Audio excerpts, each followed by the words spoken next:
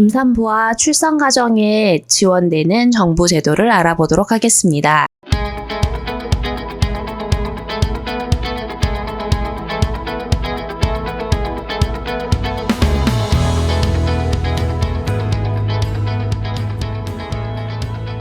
출산 전후 휴가는 임신 중인 여성 근로자가 출산 전과 후 기간에 90일간, 다태아의 경우는 120일의 휴가가 주어지는 것을 말합니다. 기준이 되는 출산은 임신 후에뿐만을 말하며 정상적인 만기 출산뿐만 아니라 유산과 사산도 포함하고 있습니다. 근로기준법 제74조 제4항에 의거하여 출산휴가의 최초 60일은 유급으로 규정하고 있으므로 사업자는 근로자에게 출산 전후 휴가 급여를 지급해야 합니다. 최초 60일의 유급과 또 마지막 30일에 대해서는 정부에서 통상임금을 지급하며 최대 210만 원까지 지급이 됩니다. 출산 전후 휴가 급여를 지급받고자 하는 경우에는 휴가가 시작한 날 이후 1개월부터 휴가가 끝난 날 이후 12개월 이내에 신청하지 않은 경우에는 출산 전후 휴가를 받을 수 없습니다. 신청인의 거주지 또는 사업장 소재지를 관할하고 있는 고용센터에 방문하거나 우편으로 접수할 수도 있으며 온라인으로 또는 모바일 앱으로 신청할 수 있습니다. 단 온라인 신청의 경우에는 사업장에서 고용보험 홈페이지를 통해서 확인서를 제출했을 경우에 하나며 제출하지 않은 경우에는 2회차부터 신청이 가능합니다. 소득활동은 하지만 고용보험 미적용으로 출산 전후 휴가급여를 받지 못하는 여성에게 출산급여를 지원하는 제도입니다. 출산 전 18개월 중 3개월 이상 소득활동을 하여야 하고요. 근로자 중에서도 출산 전 30일 이상 고용보험에 가입하여 있으나 180일 이상을 근무하지 않은 경우에 해당이 되고, 또 다른 경우는 농임업, 어업 분야 상시 4인 이하 비법인 사업의 근로자의 경우, 또는 1인 사업자와 사업자 등록증이 없는 특수고용직과 프리랜서도 해당이 됩니다. 또한 일용직 근로자나 고용보험법 적용 제외자로서 출산 전 3개월 중 10일 이상 근로한 사실을 입증하면 출산일 현재 근로하는 것으로 인정하여 또 해당 사항으로 카운트가 됩니다. 고용보험 미적용자이신 분들도 출산일부터 신청이 가능하고 1년 이내에 신청해야 합니다. 총 150만 원 지급이 됩니다. 유산 또는 사산한 임신 근로자에게 최대 90일까지의 휴가와 급여를 지원하는 제도입니다. 휴가 기간은 유산 또는 사산한 날부터 계산되므로 늦게 신청하면 그만큼 휴가 일수가 단축됩니다. 출산한 아내가 있는 근로자에게 10일의 휴가를 부여하고 급여를 제공하는 배우자 출산휴가 급여 제도가 있습니다. 사용한 휴가는 유급으로 적용이 되며 배우자가 출산한 날부터 90일이 지나면 청구할 수 없습니다. 1회 분할하여 사용할 수 있으며 근로제공 의무가 있는 날에만 휴가일수로 산정합니다. 합리적인 가격에 가장 적합한 보험 상품을 찾아드리는 알뜰보험 상담소 광고 시간입니다. 예기치 않은 사건을 많이 경험하게 됩니다. 그럴 때 가정과 개인을 재정적 손실에서 보호하고 안정적인 생활을 이어갈 수 있도록 보조해주는 우산과 같은 수단이 바로 보험입니다.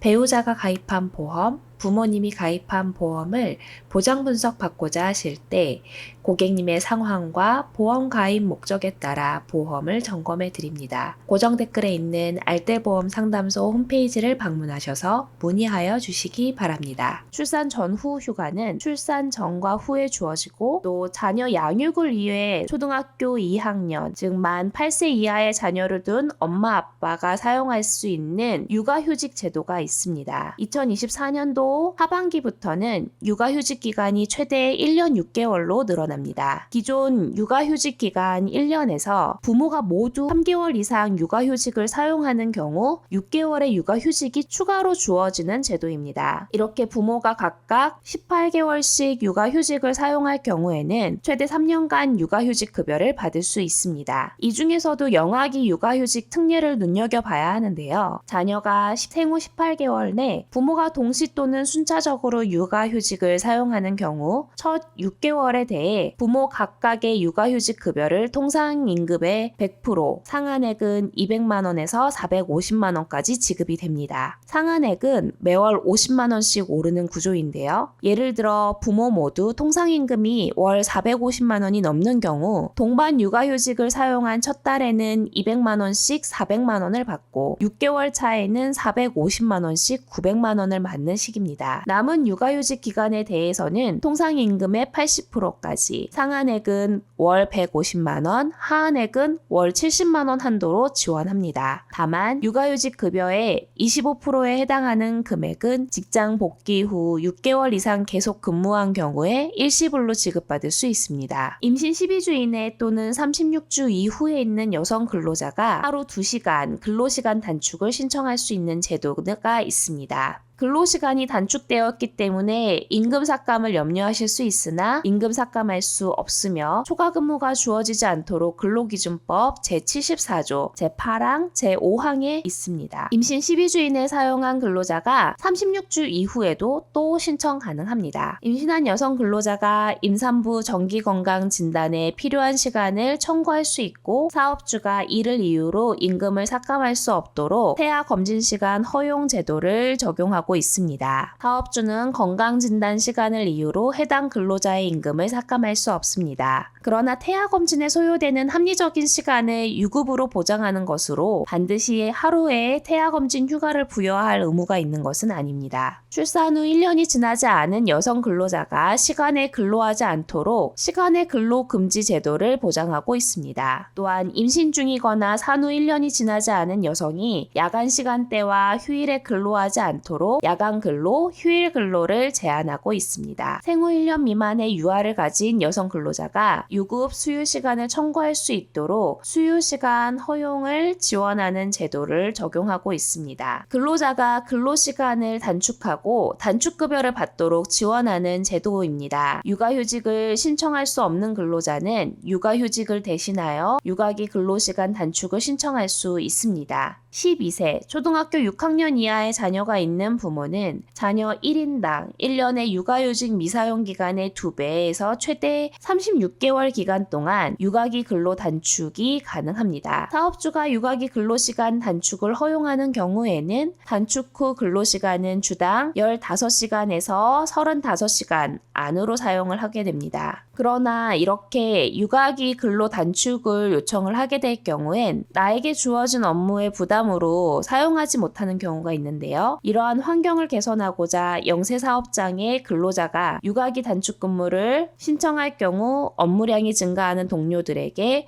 월 20만 원의 지원금을 사업장으로 지원할 예정입니다. 출산휴가 신청 시 육아휴직도 함께 신청하는 자동 육아휴직 제도를 정부에서는 적극 권장하고 있습니다. 자동 육아휴직 제도 도입 기업에는 가점이 부여됩니다. 출산 가정을 위해 혜택이 확대되고 의무적으로 지원받을 수 있는 사회적 분위기는 반가운 소식이지만 현실적으로 출산을 부담해야 하는 여성의 사회생활 공백을 염려할 수밖에 없는 환경들이 아직도 존재하는 것은 사실입니다.